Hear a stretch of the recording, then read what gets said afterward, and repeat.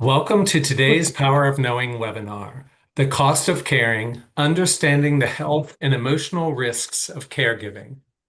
Understanding comes from knowing. Providing care for our loved ones.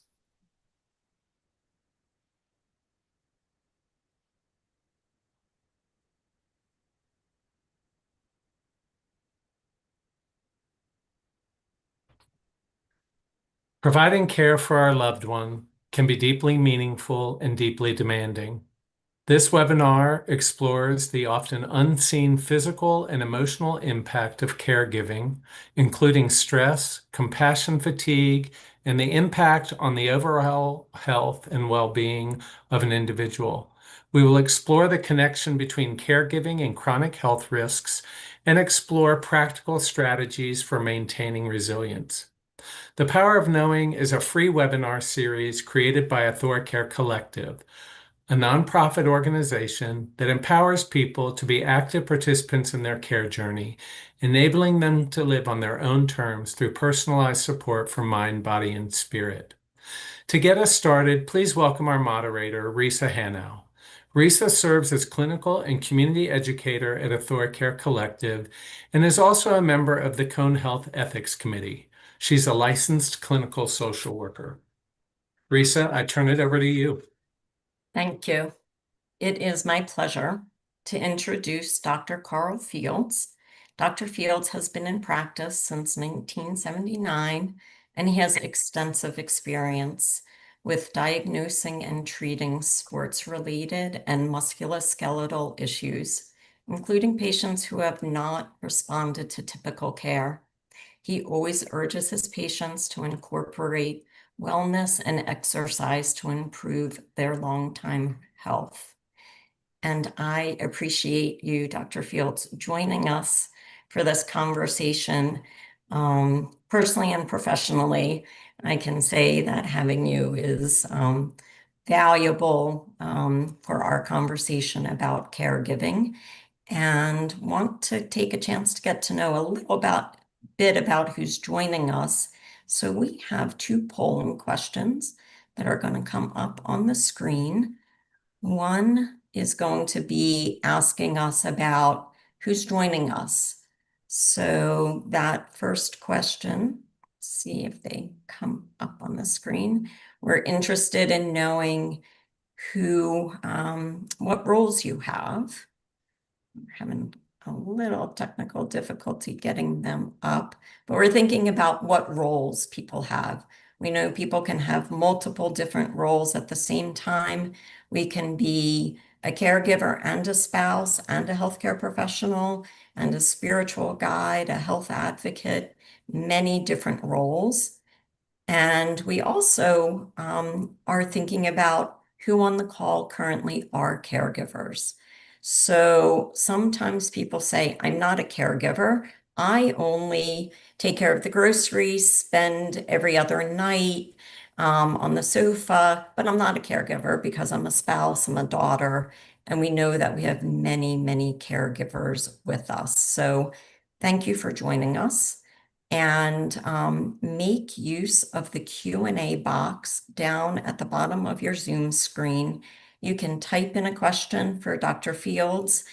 He won't give specific medical advice, but other than that, we will try to answer all of the questions that people have. And if we don't get to any questions, know tomorrow everybody who registered will get an email with access to the recording, along with links to resources for caregivers, and you can respond to that email to me and we'll get an answer to the question. So with that, Dr. Fields, the first thing that comes to my mind about the cost of caring is often the amount of stress that people are under. And stress can be very intense, it can be low level, it changes, but it has an impact on us as people, our whole person, our whole body, our emotions, and our physical. So talk to us some about stress. Rich, as you know, I'm someone who really likes to look at the literature and some of the evidence behind these things. And if you took anxiety alone and looked at that as a factor, and this is based on multiple studies, but one fairly large study, which looked at anxiety and your long-term risk for a chronic illness, your long-term risk for cancer, your long-term risk for cardiac disease, your long-term risk for obesity, other things went up dramatically with the level of anxiety you had. Now, a couple of factors that I found fascinating is that in 2015, they did a survey of all the developed nations, and the United States was the most unhappy nation of all the developed nations in that survey. And if you look at the last 20 years, there's been a 400% increase in the number of antidepressant, anti-anxiety medicines used in our society in the United States. All that parallels very closely with the stresses in the healthcare system. Yeah, and we know that with our aging society, that more and more people are becoming caregivers. We might be in that sandwich generation of, taking care of children and also a parent, or I might be in my 70s and taking care of a parent, or I might be in my 90s and taking care of a spouse. So with longer lifespan, um, more of us become caregivers at different points.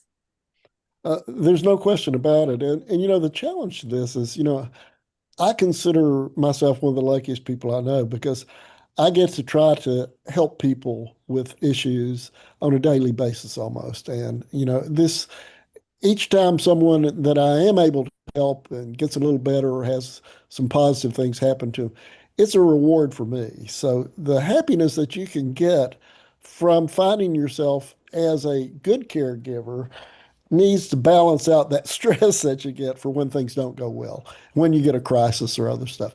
But there are specific sort of techniques we can use to try to lessen that negative aspect of caregiving that'll make us happier people and probably more effective at our position as a caregiver. So tell us about some of them. Well, I mentioned this to you earlier, but there was a tremendously large study that looked at people with a serious crisis, a crisis that was 90% likely to give you depression. That would mean something like death of a spouse, uh, an immediate family member getting Alzheimer's, something like a major health problem for yourself, like developing cancer or whatever. And they found that there were three factors that helped people get back to where they were at their happiness level a year later. And those three factors were exercise, and that was the most powerful one. The second one was sleep and getting adequate sleep. The third one was social interaction. So those three factors are just critical things that we need to help those who are caregivers figure out how can I get some of this into my life? How can I get this some Right. into my schedule? Because I can imagine, and somebody has already added, I'm doing the best I can. This course looks a little bit different every day, trying to learn what needs to be done while keeping mom happy. So there's that push and pull, I think that so many people experience to say, exercise is great, but how am I going to get to the gym and take an hour-long class when that's when the long-term care facility calls me and says, we need you to come over, or my loved one wanders and I need to stay in the house. I'm guessing there are ways we can have small bites of that exercise and still benefit. That's absolutely true. In fact, the I mentioned this other study to you is that they looked at people who did get depressed with the stresses of caregiving, and 80% of them had a significant benefit from exercise alone if they could get 30 minutes three times a week. And it didn't have to be continuous, it could be a cumulative total of 90 minutes. If you put those people on Zoloft or some similar antidepressant, only 40% of them had a response. If you did nothing, only 20% of them had gotten back to that normal level after that time. And if you put them on exercise plus Zoloft, they only 60%. So they actually did better on just the exercise intervention than on medication and other sorts of aspects that they would do. So if we think, I'm thinking as a caregiver, we know people are in all different ages, all different situations and abilities. But when you say exercise, can I walk up and down my stairs and do that a few times? Can I make a circuit in my house? I mean, when you say exercise, we're talking movement, we're talking things that we could do at home. Absolutely. And so, it could be as little as my mother was in a memory care unit for 5 years, and, I was basically there every day. But I found that what I started doing to make sure I got my exercise in when I would drive out there, a lot of times I would stop about a mile short of where it was and then walk the rest of the way there and then walk back. So by the time I did that, I hadn't used up as much time as I would have had I just gone out to an exercise session. So that was one trick that I tried when I was finding myself very heavily involved in caregiving. But little things like standing up and doing heel raises or doing some little mini knee bends or taking a little band with you and doing some arm exercises with that band. Any of those things constitutes an exercise experience for your body. And those upregulate what we call endorphins and other internal chemicals that improve our mood and lessen our pain and make us feel So better. tell us what upregulate means. It makes it more prevalent, more, We all have in our bodies, particularly those of us with chronic pain, really need these. We have endorphins are like internal types of morphine that your body secrete. And they're very similar to the chemical breakdown of the pain medicines we use. But when you exercise, you get higher levels of those. The other thing that you get, and there have been multiple studies which did an intervention using a medication to regulate, to increase your norepinephrine and epinephrine levels in your system versus using exercise to do that. And they found that the exercise performed just as well, and in most of the studies, better at increasing those levels than the medications did. right? So getting up and moving in whatever way, and somebody has shared that YouTube has all sorts of exercises at different lengths and Yeah, different times. And I'm thinking about exercising is important for our mood. Exercising is important for our physical health. But I'm also thinking about being a caregiver. Sometimes we are at risk of hurting our backs and our arms because we might be helping to mhm. reposition or, all of a sudden mowing the lawn when I wasn't the person who used to do that. And I think the tasks that come with providing care sometimes take us out of our comfort zone and can lead to some injury. Yeah, and I think for all of those, and I can remember this myself, is trying to move my mother out of a car one time when she was immobile, and certainly strained my back doing that. And so what we want to find out as a clinician or as a healthcare provider, I'm trying to find out from people what physically you have to do as part of your caregiving task. Because I would like to know what that is. And if I know what that is, I can make some suggestions to you. And there are lots of resources like on YouTube and other things to supplement these. But I can make some suggestions to you that try these things, change your technique for doing this, strengthen these muscle groups just in even if you're doing some chair yoga or whatever, but ways to prevent you from getting into an injury because when you're under stress, you're at much higher risk of injury. There's just no Yeah, question about it. right. And so I'm also thinking about, where we have an opportunity to ask for physical therapy. If we're providing care in the home, maybe asking our care partner, the person who's receiving care, can we have a physical therapy assessment at home for safety? Because then they can help us learn some of those techniques and other community resources. Absolutely. That's one of the best community resources you can have is an in-home visit if you're providing care at home or in certain settings. I mean, we do the same thing in assisted living and stuff. Say, is this person still safe in assisted living, et cetera? So I think all these sort of resources are important to us. Now, the other thing I think, I mentioned that social interaction is a critical aspect of dealing with your stress and staying in a positive level of mood. And one of the ways that they found was very effective for caregivers is to have a network of a few other caregivers that you do a phone call with on a periodic basis. Just say, hey, how are things going for you?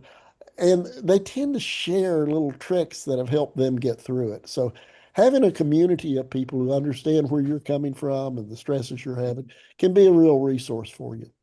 Right. I often think about it of joining a club that you did not sign up for, but Right. finding other people that can say, oh, you also, and have you tried? And this is a great resource. And I know when I've been in the space of other caregivers, I can stand back and they gravitate towards each other because it can be so socially isolating. And maybe I'm not going to worship services because I don't feel like I can leave my loved one, or I feel obligated and I'm not doing my usual things like book club or other activities. Well, the other thing research shows just the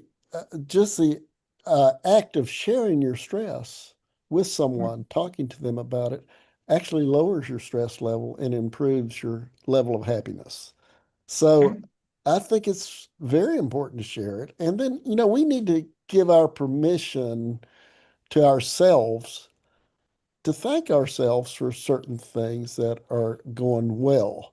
And I say this, and I'm not shy about sharing issues that I have. I mean, I have a type of blood cancer, and so I have to have periodic blood levels checked. Well, I had blood levels checked this week, and they were very good. So I like to thank myself, say, wow, what a great day. These things are going well. So when you're caregiving and something goes really well, savor that moment for a second. Give yourself some satisfaction. Something you did well that I remember the happiest thing that I could do for my mother, of all things, was get her a cup of coffee. And she loved McDonald's coffee, of all things. But if I gave her that, that made her day about as positive as anything you could think of. So that was just one little aspect of kindness, gratitude that would allow you to feel really good about your interaction with that person that day, which might otherwise be pretty stressful. Yeah, and I think that's so important because many of us focus on the negative, what I didn't do or what didn't feel as good as I wish it was. And you are really talking about having gratitude and finding those moments where we can say, this is something. And I think of it as giving myself grace and celebrating it in the same way I would give another person. But we tend to be harder on ourselves than we are on perhaps that person we're taking care of because we feel obligated and not every relationship's an easy relationship. No, and there's really excellent research on this, and in a survey that was looking at people who were giving extensive care, it was over 60% focused on the negative things that happened. So right away, that's a way we can help caregivers is we need to get them to consciously think of five positive things in a day about giving care. Say if it's for your spouse, one, you still have that spouse. Two, you're having a chance to spend a little more time with that person. Three, you're finding a way to make them more comfortable. Four, you're finding something that they like or would enjoy. Five, you're sitting there and saying, I want to remember this day as a positive time with this person. I mean, these habits, because this is the other thing they found is that when we want to improve our stress levels and anxiety and depressive feelings, if we have specific habits that are positive habits, we can do that. We can improve those levels. So making a habit of some of those exercise, making a habit of the positive affirmation, making a habit of some social contact. It sounds like we can't change the underlying illness or whatever it is that's putting us in that caregiver situation, perhaps, but we can control some of those things that you're talking about. Right. And I found myself here at almost 77 years old, uh, taking a college course called The Science of Well-Being because I thought it was just so interesting. And now 4.5 million people are taking this same course around the country. And it's a free course offered by Yale University by Laurie Santos, who's a PhD psychology professor there. But the reason that came up is during the time of the pandemic, 60% plus of physicians expressed symptoms of burnout. Caregivers, the number was even higher, that they experienced the idea that they were under a much greater stress than was their baseline stress level with caregiving. So the pandemic changed all of us for the negative, put us in a much more stressful place. So because so many college students were suicidal, these psychology professors at Yale and other universities got together and say, we need to get a course together that helps people to embrace well-being and happiness. And there are factors. If you feel like you're giving rather than receiving, you do better. So if you win the lottery, you'll be happier for 2 months. If you give away a substantial sum of money, you'll be happier for 6 months. So it's much more powerful to give than to receive, and you need to allow yourself to accept that happiness which comes from giving the service you're providing as a caregiver. It's beautiful. I have a bunch of thoughts running through my head. One is the fact that you're taking a course from home also says I can find things that stimulate my brain, I'm interested in, I'm passionate about, even though I might not be able to leave the home because I'm a caregiver. Or so, sort of like finding those ways to exercise, we can find those lifelong learning opportunities or something for me while I'm being that caregiver. Yeah, there's another really interesting aspect of that. This is a Zoom call, so I can see you while I'm talking. Maybe other people can see us or whatever. But there's a much more powerful effect is that if you simulate having a personal interaction, so that just the presence of seeing someone on a Zoom call, a video call, or something like that makes the impact of that call more powerful than it would be otherwise. Right. So when you're taking something at home and you're doing a social interaction, a lot of times it's nice to have a video component of that or, some other Right. aspect to where you connect. Right. I'm also thinking about when you said, um, doing giving ourselves credit for the care that we're providing. I'm also thinking about allowing ourselves to make use of resources that are there. Part of being a good caregiver is, I think, we named this series The Power of Knowing, the power of knowing the benefit of maybe a loved one going to an adult daycare for a set number of hours a Yes. day, a set number of times during the week. So they get socialization, and I get some time to myself. But allowing ourselves, giving ourselves permission to use resources and not feel like I have to do it all myself or I'm a failure. Well, and the important part of that is being sure to thank those people who are helping you. There was a particular nurse's aide at the memory care unit that my mother was at. If she came in the room, it improved my mother's mood for hours. So I would go to her and tell her the impact she was having, saying, you just cheer my mother up so much that if you can just stop in for 2 minutes anytime you get a chance, it'll make a difference. And that helped tremendously because one, she knew what she was doing was important.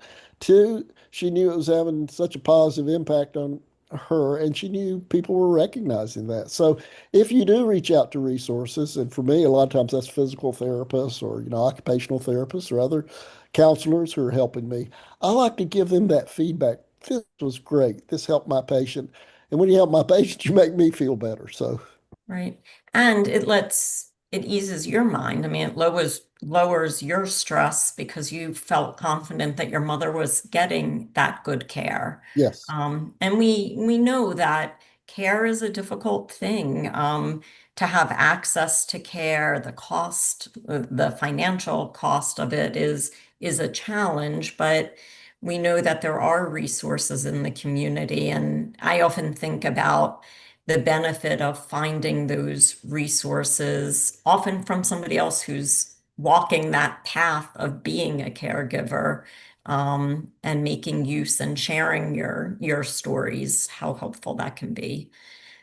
The other thing that it has a lot more power than, we've gone to an electronic age where we dash off emails to everyone, and you can dash off an email thank you or a quick text thank you or stuff like that. And that has a benefit. There's no question about it. But the other sort of research they've done is how much impact did a message from a text message versus an email message versus a written message make. And for those of us who grew up in the South, our mothers all told us you need to send a thank you note. So writing out something as a note to give to someone to thank them for something extraordinary they did for the person you're caring for or for you or others is an important task that'll make you feel better as well as making that other person feel much better. And I would argue in a journal, thank yourself. Write that thank you note to yourself It's a- for what you're doing. So one thing that I think a lot about is sleep. And I know that part of that, one of those things that you mentioned as we got started of being impacted by stress, and certainly when you're a caregiver, sleep. If I'm stressed, I'm probably not sleeping as well. And if I'm sleeping on a sofa to make sure Right. somebody doesn't get up, or with a monitor next to my bed, or my cell phone on because I might get a call or a text. Talk to us about, from a physical standpoint, what lack of sleep does to the body. Well, tons of research on sleep and sleep patterns and how they affect not only your mood, your physical status, your risk of having an injury, a simple fall or something like that. So, disordered sleep has nothing but a cascade of negative effects on us. And they're both emotional, physical, and certainly get into the aspect of health risk. So you're much more likely to develop hypertension if you don't sleep regularly. You're much more likely. So we know so much of this from obstructive sleep apnea and the negative effects that come with that on heart disease and other things. So this is a challenge because I think most of us don't have a quick answer. We've never developed a medication in medicine that consistently helps people have effective sleep. We have some things that add and help to some extent, but there's no perfect medicine for sleep. And Well, and if I took something that really did work, how am I going to be alert enough to get up and help, yes, that person who needs assistance to the bathroom, or when the facility calls and I have to drive over there, I can see where that tension arises. well, some of the strategies that they talked about with this is to develop a game plan for when you start getting a chance to get some sleep. What are three or four things you want to think about? And normally try to limit it to three or less if you can, but while you're trying to get to sleep. And these should be things that help you in some way relax. It might be focusing on some future event you've got that you're looking forward to. It might be focusing on something good that's happening with someone in your family. But try to think of three or four positive things you think about right as you go to sleep. because the worst thing can happen is you're going in and worrying that something bad is going to happen if you're caring for your spouse or your parent or something bad is going to happen to them. And you go to bed thinking with that anxiety will rev up those chemicals that keep you awake even more. So Right. you have to change your thought process, and that has to be, I look at the way we deal with caregiver stress is a lot of the way that I did in training for sports because I was a lifetime runner and would train very consistently every week. You have to practice good behaviors that are a sort of training, and that includes the exercise we're talking about, that includes the sleep. It also includes things like kindness and gratitude. How do you practice those on a daily basis so that you get some of those positive benefits yourself? And I'm imagining some people are saying that's just impossible. Like it is hour after hour and roadblock after roadblock. And, I think for so many people, it can feel hopeless and helpless of, even being able to reach out to a resource, the energy that it takes and talk some about that. You were saying if I exercise, that's a habit and sleeping better and all of those things add up to us maybe being able to see some of those positive glimmers or extend our hand. I'm thinking about those small changes rather than something really big. Yeah, and there in the science of kind of looking at mood and other things, there are a couple of things. One of them's called hedonistic adaptation. If you think you're going to be a lot better because you bought a new car, the effect of that's only going to last a few months. If you think you're going to be a lot better because you had you bought some wonderful food or something, it's going to have a short-term benefit. So that you adapt to things that are positive to where they level off after a short time. But the same is true of things that are negative. So when they looked at a large study of caregivers who had gone through a major stress, and this is a more than just the average stress, a new diagnosis of cancer, a new diagnosis of Alzheimer's, other things like this. What they found is that over 60% of them a year later were at the same level of happiness they were before that happened.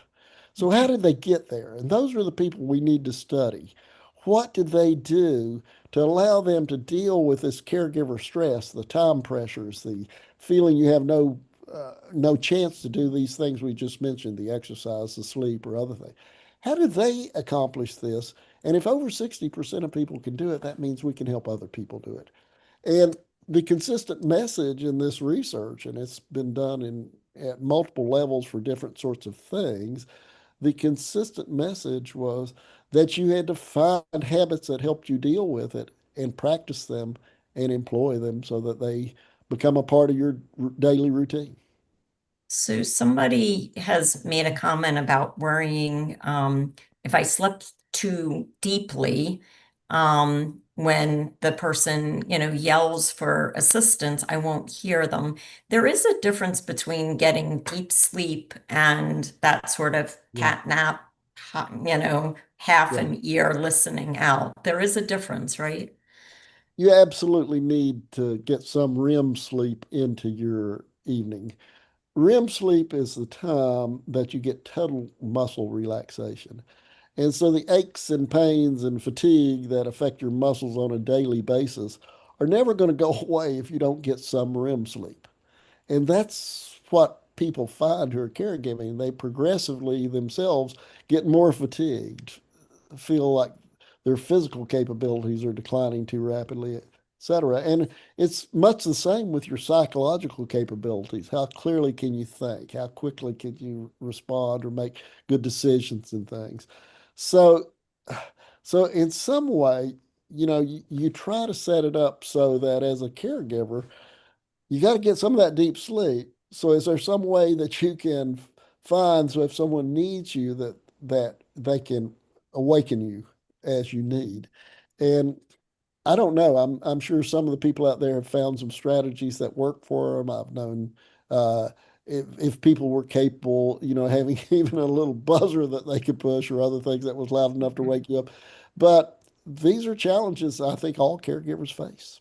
Right. And what about napping? Is napping, if, somebody that I'm caring for always naps in the afternoon, is it okay for me to go ahead and nap or is, I think it's almost essential for you to do that because otherwise, like you say, you're not going to find the time to get deep sleep at nighttime. If you're knocked out for 7 or 8 hours, you're going to probably miss things that happened with that person you're caring for a lot of times. right? So talk about also, I'm thinking about the mindset of I'm focused on taking care of someone, getting them to their appointments, getting them, their medication. And all of a sudden, I haven't made my appointments for Right. my mammogram or I haven't picked up my prescription. I would imagine that there's a lot of health issues that come up for caregivers because they're caregivers and doing such a good job of being a caregiver, but not taking care of themselves. Uh, right. And they talk about trying to develop the strategy that as a caregiver, you're caring for a key individual, but that you should also find strategies that you're always going to care for yourself and that you're always going to care for certain other loved ones who might feel neglected at the time you're spending so much time caring for this person. That's the thing that we see with children in a home where someone requires chronic care and the children feel like they're not being cared for a lot of times. I mean, it's a common problem that we find in family dynamics.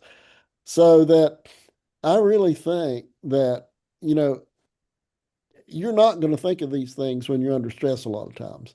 So having a pattern where you're almost write these down and you say, you know, at least once a week, I'm going to focus there and say, what things do I need to do to keep myself healthy? And have I done them? And do I need to make specific appointments to see someone or other things and arrange the help I need so that I can get those things done? But you need to, it's amazing how we have to schedule ourselves to be a good caregiver because there's so many things you have to do. And this taking care of yourself is critical. If you don't take care of yourself, you have to remind yourself that there's not going to be someone caring for that person that you love. Right, right. And I'm thinking about I know that certainly sports medicine and I also know you have that family medicine background and I'm thinking about the referrals over the years of a referral to a home health agency, to a hospice organization, to the adult daycare, or you filling out a form for somebody who might go into long-term care. Right. Talk to us. I mean, I think people find it hard to trust another person, but really bringing in those community resources that are available. And you've, I know, partnered with all sorts of organizations and agencies that provide care for your patients, let alone your own family.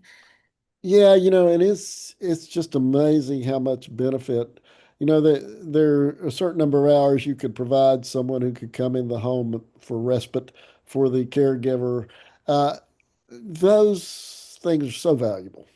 I mean, and the challenge people as caregivers get, like you say, is do they really trust this person? So it's really helpful, and from a personal standpoint, family standpoint, caring for people, finding the right people that I trusted to come in was so critical.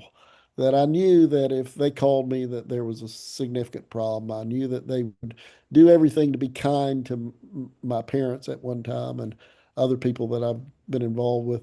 So finding that right person is critical, but also finding those resources, like you say. What a lot of health insurance plans do allow for some of that. A lot of agencies will reach out and help you with some of that, as you know. And hospice was great. I mean, I've dealt with hospice with a parent more than once, and they just provided so much that allowed me as an individual to get away. And if it was nothing but getting away for 30 minutes and going and playing guitar or going for a run or something. That was a tremendous benefit. Right. So you just said something that made me think about when you were saying habit. I also think about considering what has given you pleasure in the past. So as a caregiver, you might not be able to go out on that long run, but guitar you might be able to do in the home. So thinking about what has given you pleasure in the past is Right. probably where we want to start in terms of taking care of ourselves, since you've talked a lot about patterns and we want to make use of that. Yeah, and they did, and like I said, one study looked at the major stress relievers of caregivers who were kind of confined to a home setting for most of the time. And they found three things that really gave them a lot of stress reduction. Like I said, one of those were some exercises you could do right on the spot, simple exercise. Another one was music. If you like to play music or do something, or even if it's listening to music, because a lot of times the person you're caring for will benefit from hearing that music as much as you do, whether they are conscious of it or not. We know that looking at brain waves and stuff, when you play music for people who are in rehabilitation or sometimes who are in comas, you're seeing different brainwave patterns. The third one was doing something artistic, and a lot of people like that, or even trying to either sit and read or write something like poetry. So those things that you find pleasure in, if you can figure out ways to incorporate that into your regular schedule, it's going to be valuable for your stress reduction, and it's going to make you much less likely to get depressed with what you have to do. And one thing that I know we haven't brought up yet is diet. Preparing a meal, all of a sudden, maybe I'm eating alone or I'm rushing or I'm, just I would imagine diet becomes an issue for many, many people, either losing a lot of weight because I'm not eating or gaining weight because I'm sitting and I'm, having some comfort foods because that's the only thing that is making me feel better in the moment. Yeah, I wish I knew the answer to that, but the research that has looked at diet has been the most challenging, I think, in saying what are there certain foods that might make us feel better as we're going through these stressful things or other things like this. There's some really interesting things that if you give people an option of chocolate and then potato chips and then something like carrots, and you measure their mood satisfaction. If you take the chocolate out of that, it's pretty equal on a lot of other things. You put the chocolate in there, they all want the chocolate. And so one of the things is not reflecting back to necessarily what's the very best, what would I like for my very best diet at a time when you just can't work that in. So you're trying to find a compromise that you make sure you're still able to get your meals on a fairly regular basis as the caregiver, not just for the person you're caring for, but yours. And what would be acceptable to you that? It's probably not going to be ideal. That's so you don't want to compare it to the ideal because comparison envy is one thing that makes us more anxious, that we call it. So think, what would be good for me to have today? What could I have today? I'm going to be sitting here for 18 hours. Are there things that if I bring in, I would be happy that I've got those with me? So that's, I hope there's some nutritionists and some nutritional psychologists who understand an even better way to approach that. But that's what I've tried to tell people is try to find consistency. Don't let yourself, because you do see people lose a ton of weight, or you see people, this is where we can push the exercise. Ones who are gaining too much weight is, all right, let's figure out how we're going to get you some exercise and some lower calorie foods, at least in that setting. Right, right. And there's a question about ideas to help balance honoring a loved one's wishes that might be challenging caregiver needs. So, the reality of being a caregiver, I can't do this all myself. There is a resource through the VA, but my, you know, person is saying, no, I don't want anybody else coming in, or I don't want to go into that facility. And I know as a physician, I'm sure you've been asked many times, does this person have the ability to make their own decisions? And, we want to respect someone's autonomy, but caregivers can only do so much. Well, it's interesting because I can think of a number of family conferences. I did family medicine for 30 plus years before I went mostly full sports medicine. So I dealt with a lot of people at end of life and a lot of people with chronic issues. And in a family conference, the key thing was to reverse and start asking the patient who's demanding that you be there all the time, et cetera, what do you want for your spouse, for example, or what do you want for your kids who are giving the care? How would you like them to be happy? Well, do you think some of these things are going to be possible for them if you don't allow them to have some time to do this or some time to do this and let someone else help you during that time? So you're trying to reverse the process where the patient actually then becomes the caregiver to their child or their spouse to make them feel obliged. Yeah, I've got to give you some time away. I've got to give you some time. And that means I may have to go out of my comfort zone and accept someone to be in this room with me. I've had patients who didn't want anyone in the room except their spouse and maybe a child or two. And that, yeah, other than the nurse who's caring for them. And that's a terrible challenge because they're stuck 24/7 unless you find a way to negotiate so that you can at least give these caregivers some breaks. Right. And I think it's such a hard thing it almost sounds selfish or can feel selfish to say, I can't do this, but it's reality. I mean, there's a physical reality of an illness that might go on for 10 years or a long period of time with increasing need. And the caregiver, that's just not sustainable for that period of time. And we don't know how long an illness or a life trajectory might be in many cases. Yeah, there's some fascinating neuroscience research going on that shows that if you go into a room where the majority of people have more positive mood, then the individual that they're caring for also has a more positive mood.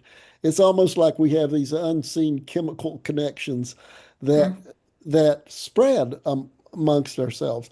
So that one of the things is that if you don't get a chance to take some time for yourself and your mood is depressed, that depressed mood is likely to be shared with that person you're trying to care with. So you owe it to yourself and you owe it to that person you're caring for to try to do the things that are necessary to keep you in as positive a mood as you can. And talk to us a little bit about I, as a caregiver, ultimately we hope a loved one may recover, but we know that for many people, caregiving comes to an end when that person does die. And if we have not slept for years, we have not taken care of ourselves. Talk to us a little bit about the fact, I mean, I'm still going to have my life after my loved one. And it is not selfish to look towards that future state and prioritizing ourselves during this period so that we might live a positive life after somebody has died, albeit that can be very hard. Yeah, I'll tell a little story about that. One of my roommates from college, or yeah, from college, died 2 years ago. You know, wonderful person, very close to his spouse and his kids. And we recognized, those of us who were his close friends all got back to the funeral, and we recognized that how the impact on his spouse was so great that her life was just really kind of cut off to where she wasn't doing much. And so we did an intervention, which I thought was fascinating. We were having our college reunion, which he would have been coming to. And so we all got on the phone and insisted that she come. And uh, I think it's the first time she got out and, enjoyed people again since he died. And since that happened, she's even back starting to go out socially, starting to see people, maybe considering even dating again at some point. So that aftercare, after you've really been caring for someone so long, you have to get through that and say, what I need to get back to a life that is going to keep me happy for the rest of the years that I have. And Right. it's a challenge. And like I say, we wound up, I don't think this would have happened except there were half a dozen of us, got to her and said, you got to come with us. And she had the best time. I mean, I think she thoroughly enjoyed that experience. And I think it made her feel better about her husband's death too, that we all cared so much for him that we wanted to have her there.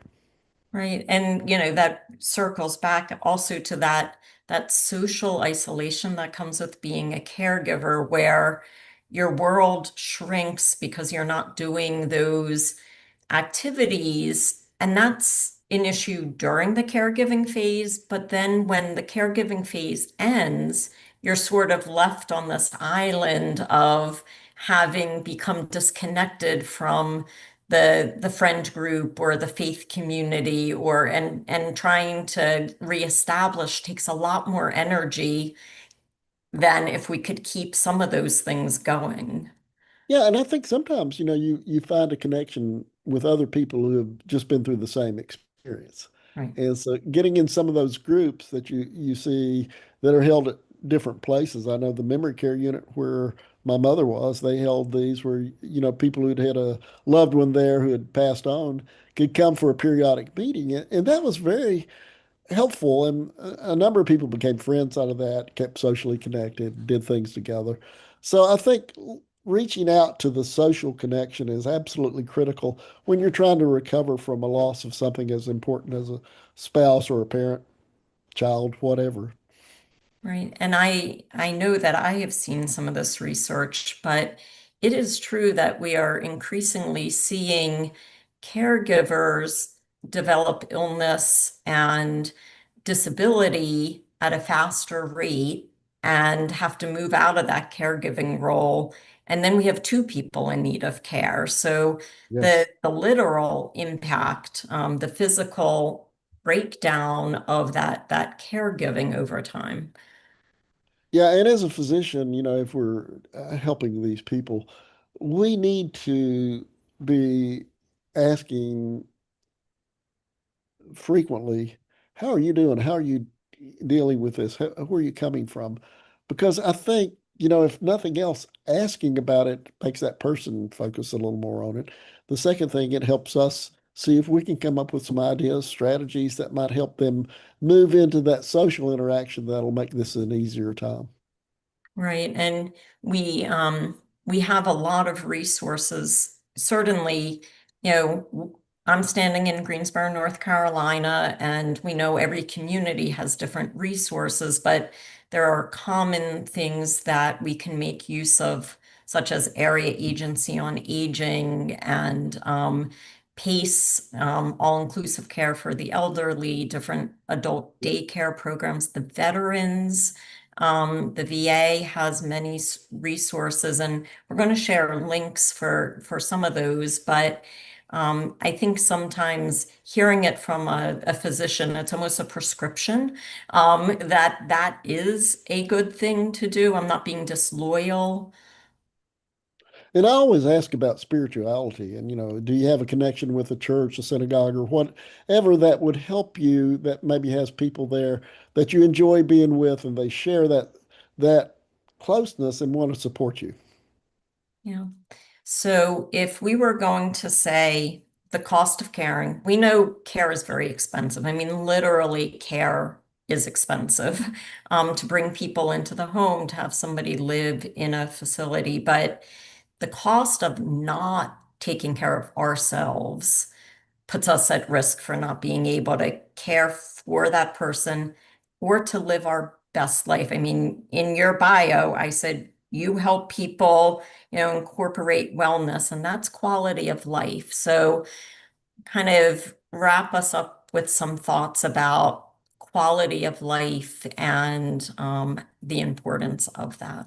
Well, I would tell people before you think the negative about the cost of the caring you've been providing. Think of the rewards of the care you've been providing. That'd be the first thing I would say.